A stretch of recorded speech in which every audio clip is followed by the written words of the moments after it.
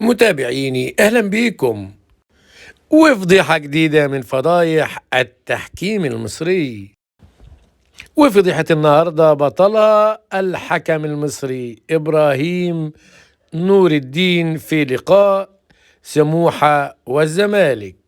بدأ الفجر التحكيمي في الدقيقة الأولى وركلة جزاء صحيحة لنادي سموحة، ضربة جزاء واضحة لا يختلف عليها أحد، ويذهب إبراهيم نور الدين للفار بعد أن استدعاه الفار ليؤكد له أن هناك ركلة جزاء صحيحة. يذهب إبراهيم نور الدين إلى الفار ويعود ويشير للاعب الوقوف، ولم يحتسب إبراهيم ركلة الجزاء الصحيحة. ثم يأتي دور الزمالك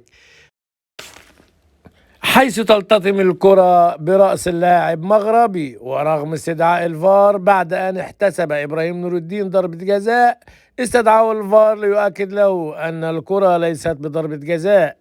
يذهب إبراهيم نور الدين إلى الفار ويعود ليحتسب الكرة ركلة جزاء لمصلحة الزمالك.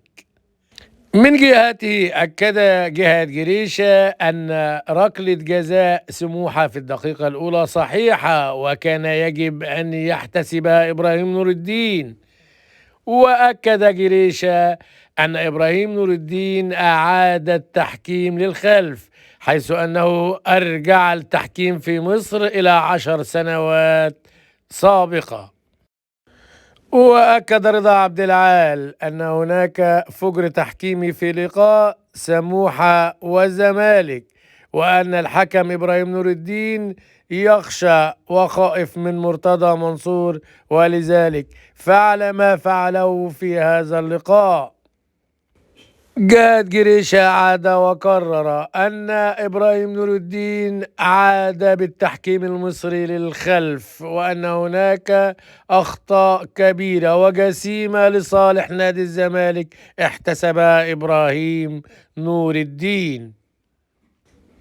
من جهته أكد المهندس فرج عامر رئيس نادي سموحة أنه في طريقه إلى تقديم شكوى لاتحاد الكرة ولجنة الحكام ضد الحكم إبراهيم نور الدين وأخطائه الجسيمة التي فعلها لصالح نادي الزمالك، مما أفقد نادي سموحة 3 نقاط كانت مهمة بالنسبة له.